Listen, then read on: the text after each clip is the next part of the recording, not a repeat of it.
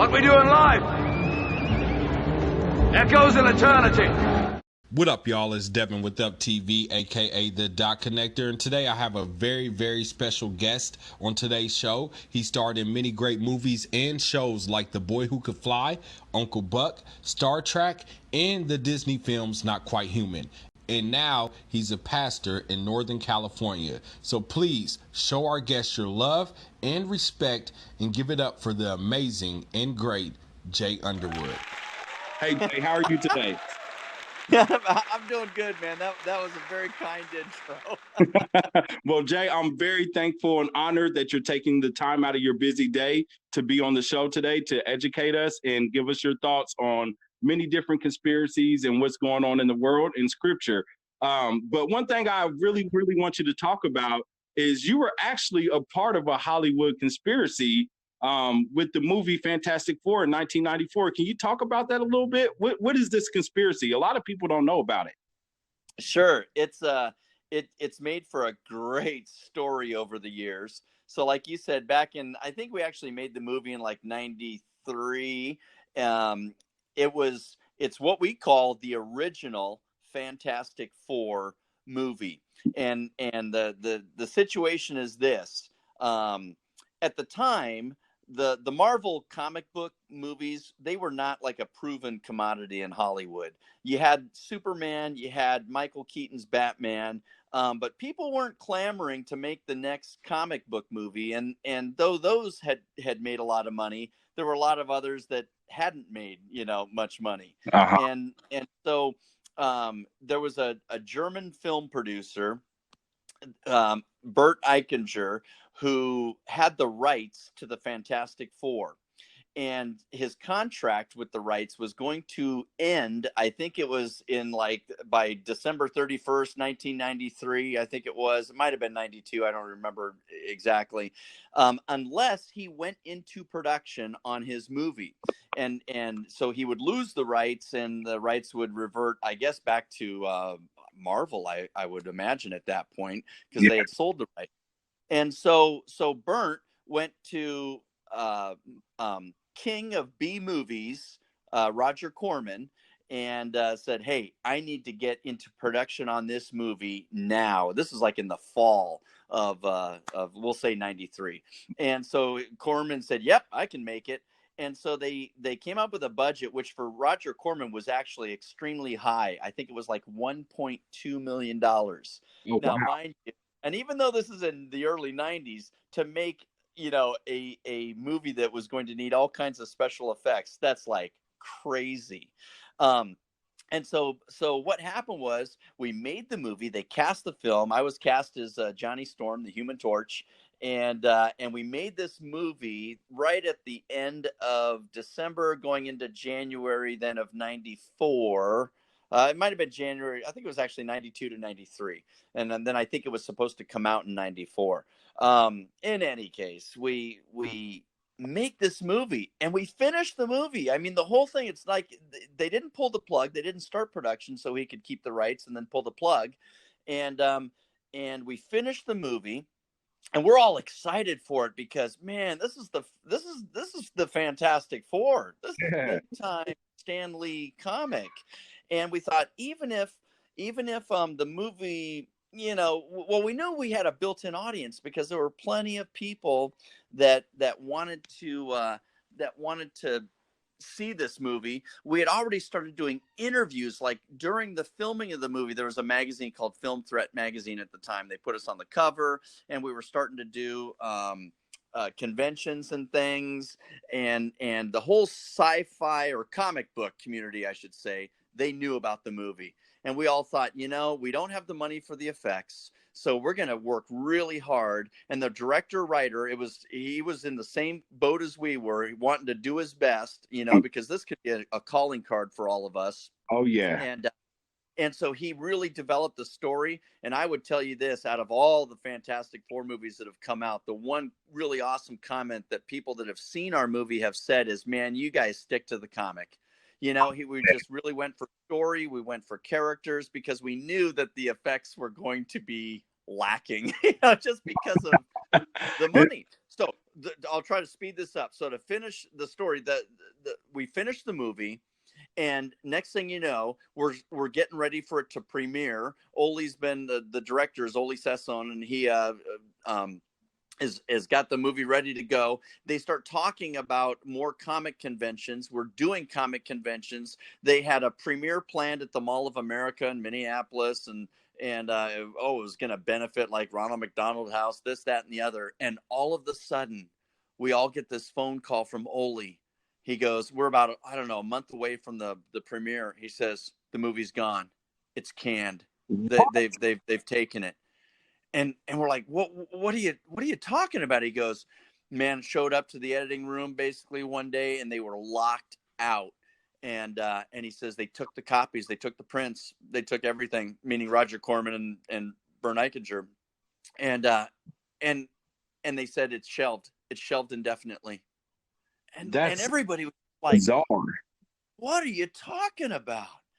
And so then what happened is slowly but surely, people now, the movie the plug gets pulled and gets shelved, whatever. And so now people, the comic community, want to know what happened to it, where'd it go, and so different reporters, even a guy from the LA Times and other comic magazines and stuff, were starting to say, okay, what happened to this film, and trying to do the research and start figuring it all out.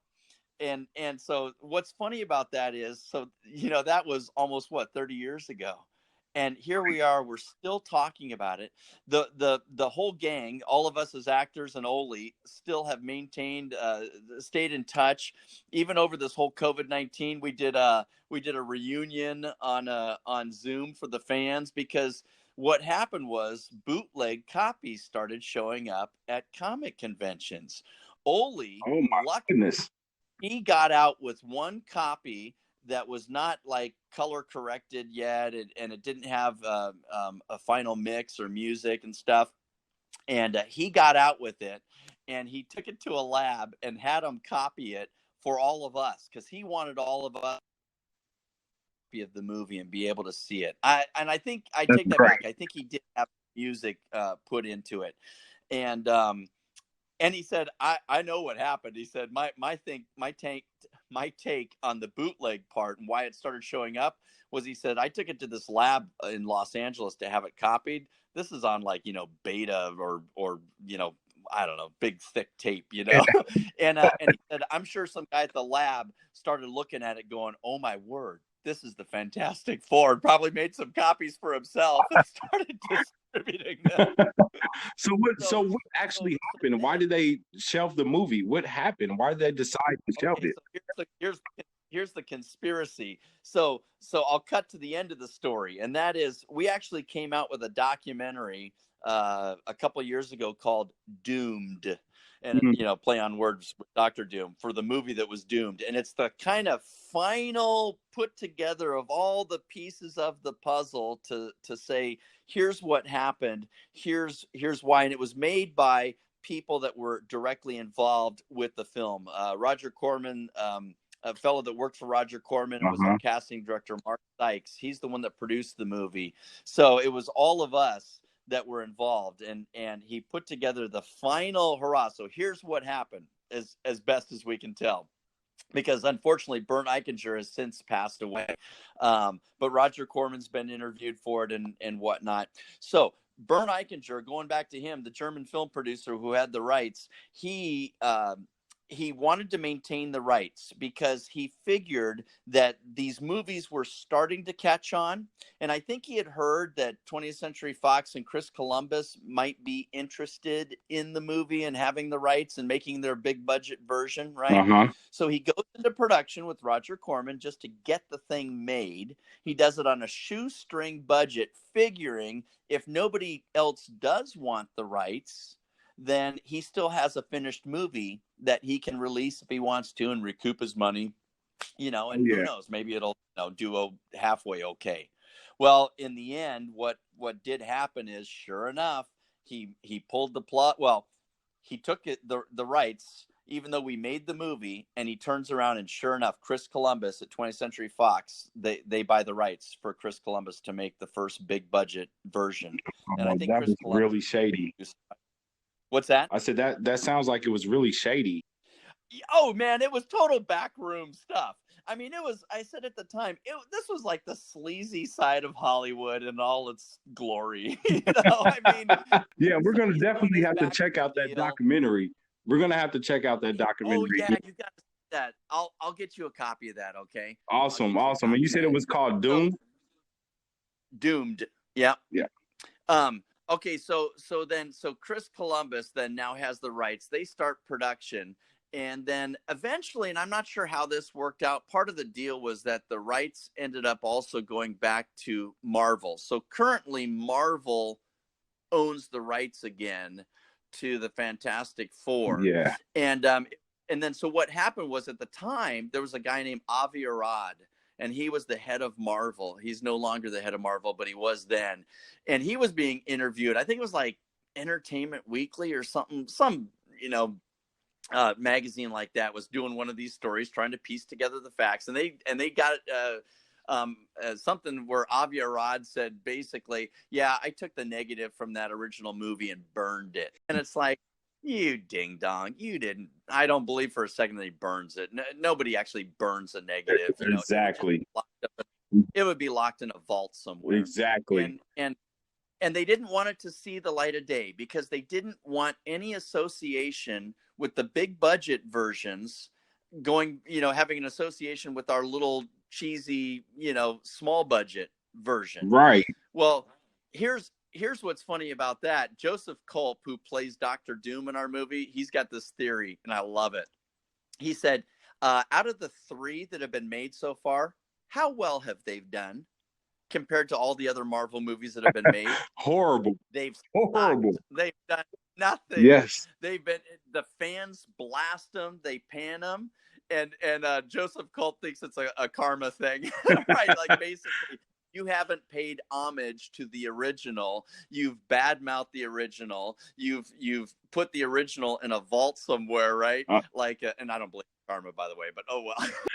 but here's the deal. You haven't paid homage to the original, and so you will not have a Fantastic Four movie that works until you do. And that's been our whole thing. And the director's thing is, hey, just let the movie out. Just let it see the light of day. Even if you put it on as a special bonus extra on one of the new ones, but give the original production its due. Exactly. Because people worked hard. It was blood, sweat, and tears actually over that production. Well, Jay, one of the biggest problems with the comic book world today is that they have a hard time with sticking to the origin stories, and that's all that fans really want. They want the source material. They don't want social justice and political stuff to be in their movies. They want the actual. They just want the Fantastic Four or whoever it is. Devin, I couldn't agree with you more. Yeah. I couldn't agree with you more. So nowadays it's all this reboot and redo and whatever, and you're right. It moves away from the source material, and it just never seems to be quite as good. No, never. But Jade, so I got to ask you this though. How did you get into acting? What caused you to be an actor? Did your parents push you into it, or was it something that you totally decided on your own? What's your history with acting? My history is I was always the kid in the neighborhood that was doing magic shows for the kids and puppet shows and things like that. And I finally got involved in little community theater in Hayward, in the San Francisco Bay Area where I grew up. So I did kids community theater, and then I started doing other shows at other theaters in and around. Ended up at a pretty prestigious place called the American Conservatory Theater, and they had a kids program. I was doing plays there, and then I got hooked up with a performing arts high school in Minneapolis, Minnesota, and I ended up going to high school there. Mm-hmm. And while I was there, they do a lot of like commercial work and industrial movie making in Minneapolis. All the kids in my school had agents, and they're all getting work. They're making $100 here, $500 here, $1,000 here, and I thought, man, I got to get in on this. This is good stuff. And But what happened was not every time, sometimes when there was a Hollywood film that wanted to find new talent or fresh faces, and they do kind of a big casting search around the country, Minneapolis was one of the ones that come. And so the first movie I did was a movie called Desert Bloom, and it was with John Voight, Jo Beth Williams, Ellen Barkin, and a brand new girl, Annabeth Gish, and then brand new me, Jay Underwood. And I auditioned in Minneapolis, and I went and filmed the movie. Nice. And I came back to Minneapolis to finish school, and then I got another movie out of Los Angeles called The Boy Who Could Fly, which you mentioned in the intro there. And so I got The Boy Who Could Fly by videotape in Minneapolis, and my agent sent it off to him and did the movie. And then came back, finished out high school. I graduated there in Minneapolis, and I was going to go to the New York University, their School of the Arts, and I got a new manager in Los Angeles who said, "Hey, have you thought about coming out to LA and striking while the iron's hot? You know, you got these movies coming out. Now's the time." And I was like, "Sweet, yeah, I'll." And that's what I did, and I was there over years making my living at it. That's pretty awesome. That's pretty awesome. So you wasn't inducted by the Freemasons or anything like that. In fact, I didn't have any Freemason stuff until I started pastoring a church. Then that came up. That's some interesting. Ooh, let's save that for later. Then let's save that for later. But I do want to know, like, you have a lot of great movies and you have a lot of great TV shows that you did. Which one was your favorite one? Oh, okay. Let's see. You Could Fly was a really special one because it was my first leading role. Talking the words in the whole movie to fly. So who doesn't want to fly? And man, I was up in choirs and doing all kinds of cool, crazy stuff in the air, and it was awesome. That's great. That's great. Hold a special place in my heart. And then I think another one was just a really a cool one, fun one to do was Uncle Buck. Played Uncle Buck supporting part, but it's John Candy and John Hughes, and so to get to was just like, I mean, as I was like a young 18, 19-year-old. I mean, that was the top of the mountain, if you would. And those both of those movies were classic movies. I love those movies, and I know a lot of my viewers probably love those movies growing up. Sure. But tell us about the culture of Hollywood. Like, what was it like in Hollywood, and what was it like to be a Christian in Hollywood? Was you a Christian at that time when you were acting in your earlier days? When I started, I was not a Christian, and you know, generally experiences over 20 years plus with Hollywood was, I'm happy to say, for the most part, I got into it first through theater, right? So I wasn't like showing up to Hollywood with stars in my eyes, you know, just wanting a fame and fortune, you know, big film or TV career. Yeah, I wanted the career, but those weren't my reasons for doing it. I truly love the art of acting. I love the art of filmmaking. And I think growing up in theater first gave me a work ethic and just a grounding that I wouldn't trade for the world, you know? Yeah. And so Hollywood was anything else that came along with the actual work was kind of icing on the cake. Now, mind you, I was out there as a young 20-something, and I had my pals, and you know, we'd hit cake or whatever, and you know, had a little bit of fun in that realm of things. But I wouldn't say that it was something that ever sucked me in. I kind of lost who I was or what I was about or what I wanted to do. But then you never lost your moral compass. Again? I said you never lost your moral compass. Pretty much.